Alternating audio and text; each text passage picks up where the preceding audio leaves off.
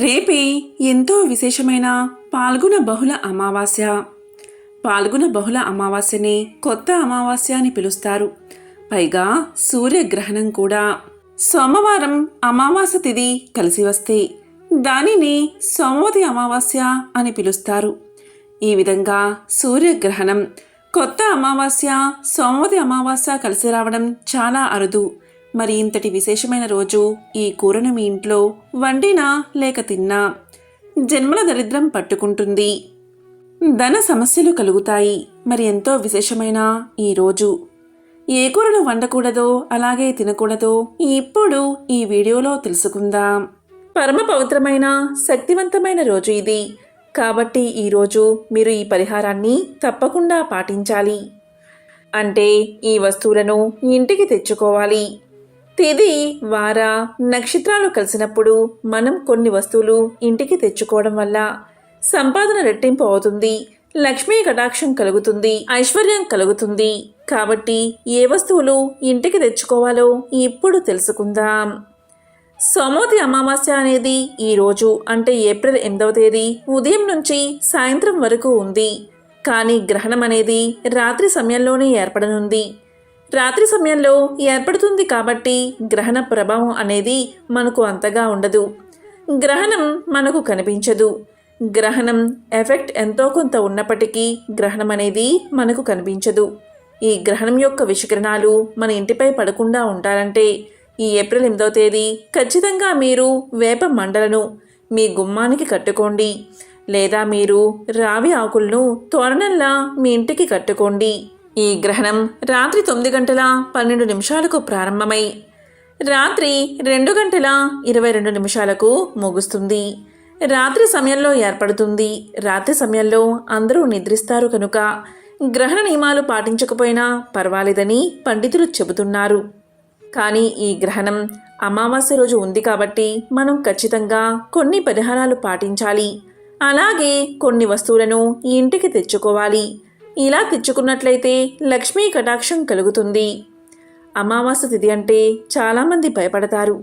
కానీ అమావాస్య తిథి రోజున ఏ పని చేసినా అది విజయవంతమవుతుంది. దీనికి ఉదాహరణగా పాండవులు ఏ పని మొదలుపెట్టినా అమావాస్య రోజే మొదలు పెట్టేవారట. ఎంతో విశేషమైన ఈరోజు ఏ వస్తువులు ఇంటికి తెచ్చుకోవాలి అంటే ముందుగా కళ్ళు ఉప్పు. ఉప్పును అమావాస్య రోజు కొని ఇంటికి తెచ్చుకుంటే చాలా మంచిది. అమ్మవారి అనుగ్రహం మీకు కలుగుతుంది. లక్ష్మీదేవికి ఉప్పు అంటే చాలా ఇష్టం. ఎవరింట్లో అయితే ఈరోజు ఉప్పు కొని తెచ్చుకుంటారో ఆ ఇంట్లో లక్ష్మీ కటాక్షం కలుగుతుంది. ఉప్పును లక్ష్మీదేవి సోదరుడుగా భావిస్తారు. ఎందుకంటే లక్ష్మీదేవి సముద్రం నుంచే ఉద్భవించింది. అందుకే ఆమెను సముద్రరాజ తనయ అంటారు. ఉప్పు కూడా సముద్రం నుంచే ఉద్భవిస్తుంది.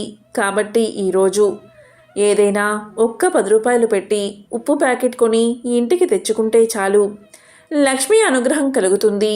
చెడు శక్తులు, చెడు ప్రభావాలు మీకు ఉన్నట్లయితే అవి పూర్తిగా తొలగిపోతాయి. మన శాస్త్రాల ప్రకారం అమావాస్య రోజు మనం ఉప్పును కొని ఇంటికి తెచ్చుకుంటే మంచి జరుగుతుందని కూడా పురాణ గ్రంథాలు చెబుతున్నాయి. పూర్వకాలంలో మన పూర్వీకులు ఈరోజు ఉప్పు ప్యాకెట్ తెచ్చుకుని ఆ ఉప్పులో కొంచెం డబ్బును అంటే మట్టి పాత్రలో ఉప్పు పోసి ఆ ఉప్పులో ఒక 11 రూపాయలు పెట్టి అమ్మవారి పటం ముందు పెట్టి నమస్కారం చేసుకునేవారు. ఇప్పటికీ కొన్ని గ్రామీణ ప్రాంతాల్లో ఈ పరిహారాన్ని పాటిస్తున్నారు. మార్వాడీలు తప్పనిసరిగా ఈ పరిహారాన్ని పాటిస్తారు. ఇలా చేస్తే డబ్బు అనేది రెట్టింపు అవుతుంది. ఉప్పులో డబ్బు పెడితే అది రెట్టింపు అవుతుంది. చాలామంది మొదటి జీతం రాగానే ఉప్పులో పెట్టుకుంటారు. ఇది అంటే ఈరోజు ఏప్రిల్ 8వ తేదీ చాలా సంవత్సరాల తర్వాత వచ్చే అమావాస్య కాబట్టి ఉప్పును కొని ఇంటికి తెచ్చుకోండి. అందులో డబ్బు పెట్టి మీ పూజా గదిలో పెట్టుకోండి. ఇలా చేస్తే చాలు లక్ష్మీ కటాక్షం కలుగుతుంది. మీరు ఏదైనా పెద్ద వస్తువులు కొనుగోలు చేసేటప్పుడు ఈ ఉప్పులో పెట్టిన డబ్బును తీసి ఆ డబ్బులో కలిపి ఆ వస్తువు కొనుక్కుంటే చక్కని యోగం కలుగుతుంది. ఇక ఉప్పుతో అనేక విధాల పరిహారాలు పాటించవచ్చు. ఉప్పుతో దిష్టి తీయడం వల్ల దిష్టి దోషాలు తొలగిపోతాయి. అనేక రకాల ఇబ్బందులు తొలగిపోతాయి. నరదృష్టి, నరపీడ తొలగిపోతాయి. ఈ పరిహారాలు పాటించడానికి రాళ్ల ఉప్పును మాత్రమే ఉపయోగించాలి. మీ ఇంటి నుంచి ప్రతికూల శక్తిని తొలగించడానికి ఇంటిని నీటితో తుడిచే సమయంలో ఆ నీటిలో చిటికెడు ఉప్పు కలపండి. ఈ పరిహారం ఇంట్లో ఉన్న ప్రతికూల శక్తిని నాశనం చేస్తుంది. అంతేకాదు ఇంట్లో ఉండే బ్యాక్టీరియాను కూడా నాశనం చేస్తుంది. వాస్తు ప్రకారం ఇంట్లో ప్రతికూల శక్తి ఉన్నప్పుడు ఆ ఇంట్లో నివసించే సభ్యుల ఆర్థిక పరిస్థితి బలహీనంగా ఉంటుంది. అంతేకాదు అనేక రకాల వ్యాధులు కూడా వచ్చే అవకాశం ఉంది. అంతేకాదు తరచుగా ఇంటి సభ్యులు అనారోగ్యానికి గురవుతారు. ఈ సందర్భంలో ఒక గాజు సీసాలో ఉప్పు నింపి మీ మంచం తల దగ్గర ఉంచండి. ప్రతీ నెల ఈ ఉప్పును మారుస్తూ ఉండండి. ఈ పరిహారంతో ఇంట్లోని సభ్యుల ఆరోగ్యం మెరుగుపడుతుంది. వాస్తు దోషాలను తొలగించడానికి ఉప్పుకు సంబంధించిన కొన్ని నివారణలు చాలా ప్రభావవంతంగా ఉంటాయి. వాస్తు దోషం పోవాలి అంటే గాజు గిన్నెలో ఉప్పు వేసి ఇంటి మూలాన పెట్టండి. ప్రతీ నెల ఈ ఉప్పును మార్చండి. ఈ పరిహారం వల్ల ఈ ఇంట్లో ఆనందం, శాంతి, శ్రేయస్సు కలుగుతాయి. దీంతో ఇంటి వాస్తు దోషాలు తొలగిపోతాయి. మానసిక ఒత్తిడి, నిద్రలేమి, బద్ధకం, అశాంతి ఉన్నవారు స్నానం చేసే నీటిలో చిటికెడు ఉప్పు వేసి స్నానం చేయండి. ఇలా చేయడం వల్ల అనేక సమస్యలు పరిష్కారం అవుతాయి. ఉప్పుతో ఈ పరిహారాన్ని పాటించడం వల్ల ఆర్థిక సమస్యలు తొలగిపోతాయి. అప్పుల బాధలు, రుణ బాధల నుంచి త్వరగా బయటపడవచ్చు. ఆ పరిహారం ఏంటి అంటే, మీరు రాత్రిపూట రహస్యంగా ఈ పరిహారాన్ని పాటించడం వల్ల కష్టాలు తొలగి జీవితం మారిపోతుంది. అందుకోసం ఒక గాజు పాత్రలో రాళ్ళ ఉప్పును వేసి దానిలో ఒక అర స్పూను పసుపు, కుంకుమ వేసి దానిని మీ ఇంట్లో ఏదో ఒక మూలన పెట్టండి. ఈ విధంగా 7 రోజులు కానీ 3 రోజులు కానీ పెట్టండి. ఆ తర్వాత ఉప్పు రంగు మారి నలుపుగా మారుతుంది. అలా మారిన తర్వాత దాన్ని తీసేయండి. ఇలా చేస్తే చాలు, మీరు అనుకున్నది జరుగుతుంది. ఎవరికీ తెలియకుండా ఈ పరిహారాన్ని చేస్తే ఫలితం లభిస్తుంది. ఇక ఏప్రిల్ 8వ తేదీ మనం ఇంటికి తెచ్చుకోవాల్సిన రెండవ వస్తువు ఏంటి అంటే పసుపు. అమావాస్య రోజున మనం పసుపును కొని ఇంటికి తెచ్చుకుంటే చాలా మంచిది. ఈరోజు ఇంటికి తెచ్చుకోవడం వల్ల లక్ష్మీ అనుగ్రహం కలుగుతుంది. తరతరాలకు తరగని ఐశ్వర్యం దక్కుతుంది. అష్టైశ్వర్యాలు లభిస్తాయి. పసుపు మంగళకరమైనది, శుభకరమైనది. కాబట్టి మన ఇంట్లో శుభకార్యాలు జరగక కొన్ని సంవత్సరాలు అయిపోయింది, ఏ శుభకార్యమూ జరగడం లేదు అని భావించేవారు. అలాంటి వారు ఈ అమావాస్య రోజు పసుపును ఇంటికి తెచ్చుకోవడం వల్ల ఖచ్చితంగా ఏదో ఒక శుభకార్యం అనేది జరుగుతుందని మన పురాణ గ్రంథాలు చెప్తున్నాయి. గ్రంథాల ప్రకారం ఏంటి అంటే, పసుపును ఇంటికి తెచ్చుకోవడం వల్ల మంచి పాజిటివ్ ఎనర్జీ అనేది వస్తుంది. ఇలా తెచ్చుకున్న పసుపుతో మనం దేనికైనా వాడవచ్చు. అంటే శరీరానికి రాసుకోవచ్చు, వంటల్లో ఉపయోగించవచ్చు, అలాగే స్నానం చేసే సమయంలో కూడా వాడవచ్చు, కాళ్ళకు కూడా రాసుకోవచ్చు. కాబట్టి మీరు ఈరోజు తప్పనిసరిగా పసుపు ప్యాకెట్ను తెచ్చుకోండి. అమావాస్య రోజు గ్రహణం కలిసిన ఈ విశేషమైన సోమవతి అమావాస్య రోజు, కొత్త అమావాస్య రోజు మనం తెచ్చుకోవాల్సిన మరొక వస్తువు ఏంటి అంటే అవే యాలకులు. యాలకులు అంటే లక్ష్మీదేవికి చాలా ఇష్టం. ఈరోజు అమ్మవారికి ఎంతో ప్రీతికరమైన యాలకులు కొని ఇంటికి తెచ్చుకోవడం వల్ల లక్ష్మీ అనుగ్రహం లభిస్తుంది.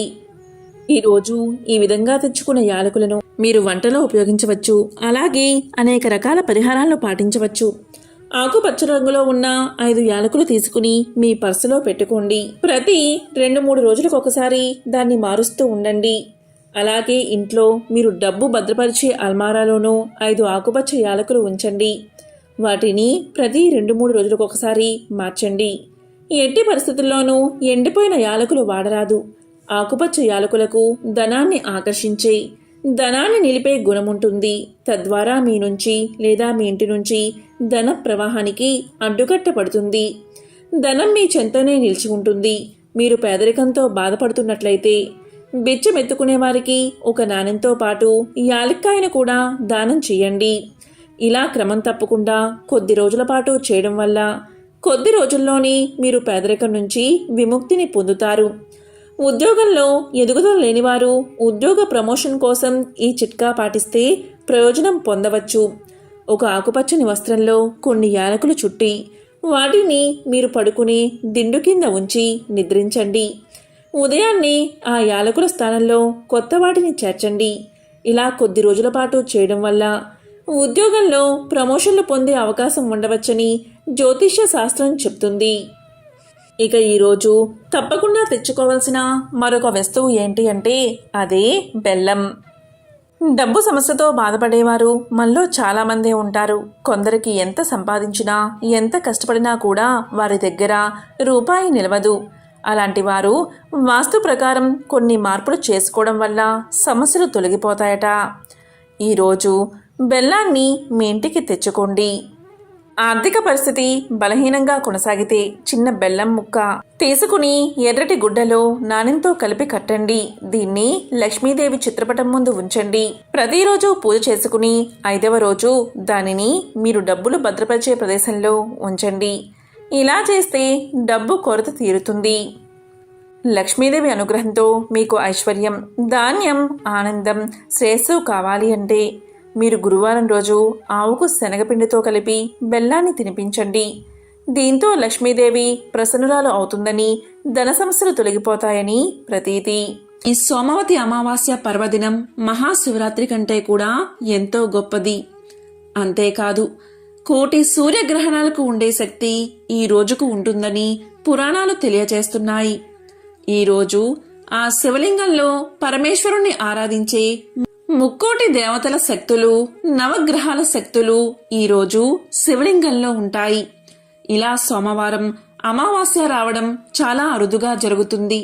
ఇలా వచ్చినప్పుడు ఆ రోజును వృధా చేయకుండా శివారాధన చేస్తే సకల శుభాలు కలుగుతాయి. కాశీలో సోమవారంతో కూడిన అమావాస్య రోజు 2 కాకులు శివుడి చుట్టూ ప్రదక్షిణలు చేసి ఆ 2 కాకులు శాశ్వతంగా ప్రమద గణాల్లో కలిసిపోయాయి. కాబట్టి ఇటువంటి ఎంతో శక్తివంతమైన రోజు 2 కాకులు ప్రదక్షిణం చేసినంత మాత్రానే ఆ మహాశివుడు ఆ 2 కాకులకు ప్రమద గణాధిపత్యాన్ని ఇచ్చినట్లు కాశీఖండం తెలియజేస్తుంది. ఈరోజు ఎవరైనా సరే వీలు కల్పించుకుని ఈశ్వర ఆరాధన గుడిలో కాని ఇంట్లో కాని చేసుకుంటే సకల అభీష్టాలు నెరవేరతాయి. సోమవతి అమావాస్య రోజు ఉదయం రాహుకాలంలో శివారాధన ఇంట్లో కాని శివాలయంలో కాని చేస్తే విశేష ఫలితాలు కలుగుతాయి. ఈరోజు రాహుకాలం సమయంలో బిల్వ పత్రాలను అంటే మారేడు దళాలను మహాశివయ్యకు సమర్పిస్తే అఖండ ఐశ్వర్యం ప్రాప్తిస్తుంది. ఈరోజు రుద్రకాండంలో ఈ పర్వదినం గొప్పతనం గురించి ఇలా వివరించడం జరిగింది. ఒక అర్చకుడు ఈ పర్వదినం రోజు శివలింగం మీద ఒక మారేడు దళాన్ని ఉంచుతాడు. ఆ మారేడు దళం కింద ఒక చీమ ఉంది. ఈ విధంగా మారేడు దళంలో ఉన్న ఆ చీమ శివలింగం మీద నుండి పానపట్టంపై పడింది. అది తెలియకనే కంగారుగా పానపట్టం చుట్టూ తిరగసాగింది.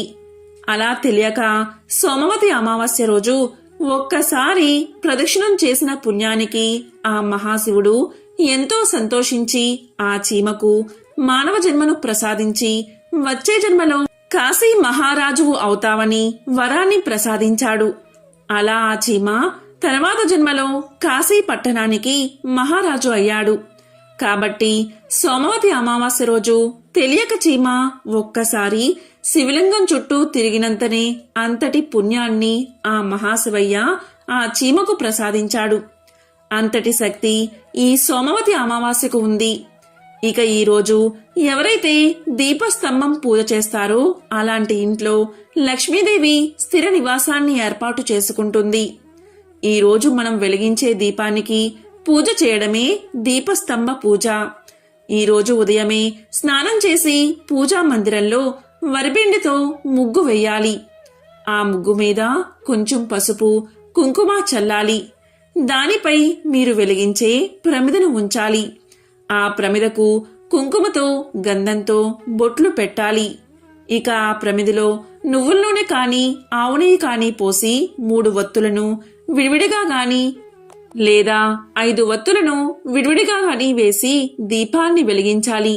అలా వెలిగించిన దీపానికి అక్షింతలతో పుష్పాలతో పూజ చేస్తూ లక్ష్మీ అష్టోత్తరాన్ని చదవాలి. ఏదైనా తీపి పదార్థాన్ని ఆ దీపానికి నైవేద్యంగా పెట్టాలి. దీనినే దీపస్తంభ పూజ అంటారు. ఇలా ఈరోజు ఎవరైతే ఉదయం చేస్తారో ఆ ఇంట్లో లక్ష్మీదేవి ఎల్లప్పుడూ ఉండి సిరుల వర్షాన్ని కురిపిస్తుంది. ఇలా ఉదయం పూట చేసి సాయంత్రం మీ ఇంటి సింహద్వారానికి ఇరువైపులా 2 దీపాలను వెలిగించాలి. ఈరోజు ఈ విధంగా చేస్తే ఆ ఇల్లు అష్ట ఐశ్వర్యాలతో తులతూగుతుంది. ఇక సోమవతి అమావాస్య రోజు ఆడవారు తప్పనిసరిగా రావి చెట్టు దగ్గరకు వెళ్లి దీపారాధన చేసి రావి చెట్టు చుట్టూ 108 లేదా 21 సార్లు ప్రదక్షిణ చెయ్యండి. ఇలా ఈరోజు ఎవరైతే చేస్తారో వారికి సంతాన ప్రాప్తి కలుగుతుంది, అఖండ ఐశ్వర్యం కలుగుతుంది. ఈరోజు ప్రతి ఒక్కరూ కూడా ఇంటి సింహద్వారానికి 5 వేప కొమ్ములను తెచ్చి పసుపుతో దారంతో కట్టి దానిని సింహద్వారానికి ఇరువైపులా కట్టాలి. ఇలా ఈరోజు చేస్తే ఆర్థిక ఇబ్బందులు, అనారోగ్య సమస్యలు, వాస్తుదోషాలు, చికాకులు మొత్తం తొలగిపోతాయి. ఇక ఈ సోమవతి అమావాస్య రోజు ఎలాంటి పనులు చేయకూడదో ఇప్పుడు తెలుసుకుందాం. సోమవతి అమావాస్య రోజు నూనెను ఎట్టి పరిస్థితుల్లో కూడా తలకు, శరీరానికి రాసుకోకూడదు. ఈ రోజు నూనె పెట్టుకోవడం అశుభంగా భావిస్తారు. ఈ రోజు భార్యాభర్తలు బ్రహ్మచర్యాన్ని పాటించాలి.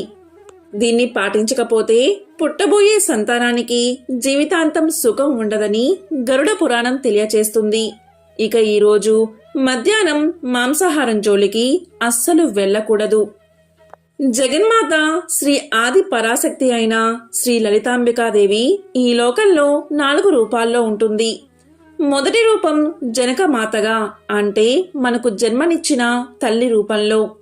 రెండవ రూపం గోమాతగా, మూడవ రూపం భూమాతగా, అంటే భూదేవిగా, 4వ రూపం శ్రీమాతగా, అంటే దేవాలయంలోని అమ్మవారిగా. మనకు కష్టాలు, బాధలు వచ్చినప్పుడు వాటిని తొలగించడానికి అమ్మవారు ఈ 4 రూపాలలో మనతో పాటు మన మధ్యనే ఉండి మనల్ని ఎల్లప్పుడూ కాపాడుతూ ఉంటుంది. జగన్మాత శ్రీ ఆది పరాశక్తి లలితాంబికాదేవి యొక్క 1000 నామాలలో గోమాత అనే పేరు కూడా ఉంది. అంటే ఆమె సాక్షాత్తు గోమాత, పరదేవతయే. అంటే ఆది పరాశక్తి శ్రీ లలితాంబికాదేవి గోమాత యొక్క స్వరూపం. గోమాతలో 33 కోట్ల దేవతలు ఉంటారు. ఒక్క గోవుకు ప్రదక్షిణం చేస్తే ఆ ఆది పరాశక్తికి, అలాగే 33 కోట్ల మంది దేవతలకు ప్రదక్షిణం చేసినట్లే. గర్భగుడిలోని దేవుడి విగ్రహాన్ని తాకి మన చేతులతో అలంకరణ చేయడానికి అనుమతించరు. కానీ మనం గోవుకు అలంకరణ చేస్తే సాక్షాత్తు ఆ ఆది పరాశక్తికి అలంకరణ చేసినట్లే. గోవు మరియు దూడ నేల మీద నడిచి వెళ్తుంటే వాటి వెనుకాలే మనం నడిచినప్పుడు వాటి కాలి నుండి లేచిన మట్టి మన మీద పడితే మనం గంగా స్నానం చేసినట్లు అవుతుందని పురాణాలు చెబుతున్నాయి. ఈ పవిత్రత ఒక్క గోవుకు మాత్రమే ఉంది. ఇక సోమవతి అమావాస్య రోజు గోవును ఇలా పూజిస్తే సకల శుభాలు కలుగుతాయి. గోవు నుదురు కొమ్ముల భాగంలో శివుడు కొలువుతీరి ఉంటాడు. అందువల్ల కొమ్ములపై చల్లిన నీరు జాలువారుతుంటే వాటిని చేతితో పట్టుకుని శిరస్సుపై చల్లుకుంటే త్రివేణి సంగమంలోని నీటిని శిరస్సుపై చల్లుకున్నంత ఫలితం లభిస్తుందని పురాణాలు తెలియచేస్తున్నాయి. గోవు నాసిక భాగంలో సుబ్రహ్మణ్యుడు ఉంటాడు. అందుకు నాసికను పూజిస్తే సంతాన నష్టం ఉండదు. అలాగే గోవు చెవుల వద్ద అశ్విని దేవతలు ఉంటారు. అక్కడ పూజిస్తే సమస్త రోగాల నుండి విముక్తి లభిస్తుంది. అలాగే గోవు కనుల వద్ద సూర్య చంద్రులు ఉంటారు. కాబట్టి వాటిని పూజిస్తే అజ్ఞానం అనే చీకటి నశించి జ్ఞానకాంతి, సకల సంపదలు కలుగుతాయి. ఆవు నాలుకపై వరుణదేవుడు ఉండడం వల్ల అక్కడ పూజిస్తే వెంటనే సంతానం కలుగుతుంది. ఆవు పెదవుల్లో ప్రాతః సంధ్యాది దేవతలు ఉంటారు. వాటిని పూజిస్తే పాపాలన్నీ నశిస్తాయి. అలాగే ఆవు చెక్కిళ్లలో కుడివైపు యముడు, ఎడమవైపు ధర్మదేవతలు ఉంటారు. కాబట్టి వాటిని పూజిస్తే యమబాధలు ఉండవు, పుణ్యలోక ప్రాప్తి కలుగుతుంది. ఆవు పొదుగులో 4 పురుషార్థాలు ఉంటాయి. కనుక అక్కడ పూజిస్తే ధర్మార్థ కామ మోక్షాలు కలుగుతాయి. ఆవు గిట్టల చివర నాగదేవతలు ఉంటారు కాబట్టి అక్కడ పూజిస్తే భూమిపై నాగపాముల భయం ఉండదు. ఇంకా సోమవతి అమావాస్య రోజు గోవుకు ఎవరైతే పచ్చగడ్డిని పెట్టి నీటిని తాగిస్తారో వారికి 33 కోట్ల దేవతల ఆశీర్వాదం వెంటనే కలుగుతుంది. సాధారణంగా సకల దేవతలను ఒకేసారి సంతృప్తిపరచడం చాలా కష్టం. కానీ ఇటువంటి శక్తివంతమైన సోమవతి అమావాస్య రోజు మీరు గోవుకు ఇలా ఆహారాన్ని పెట్టి ప్రదక్షిణ చేస్తే చాలు, సకల దేవతల ఆశీర్వాదం మీకు కలుగుతుంది. ఎంతో విశేషమైన పవిత్రమైన ఈ రోజు ఏ కూరను వండకూడదు, అలాగే తినకూడదు అంటే అదే మాంసాహారం. ఈ రోజు ఎలాంటి పరిస్థితుల్లో కూడా మాంసాహారాన్ని మీ ఇంట్లో అస్సలు వండకూడదు, అలాగే తినకూడదు. ఒకవేళ పొరపాటున తింటే ఆ మహాశివుడి ఆగ్రహానికి గురి కావాల్సి వస్తుంది. ఓం నమః శివాయ, ఓం నమో నారాయణాయ, ఓం శ్రీ మహాలక్ష్మియే నమః, ఓం శ్రీ మాత్రే నమః.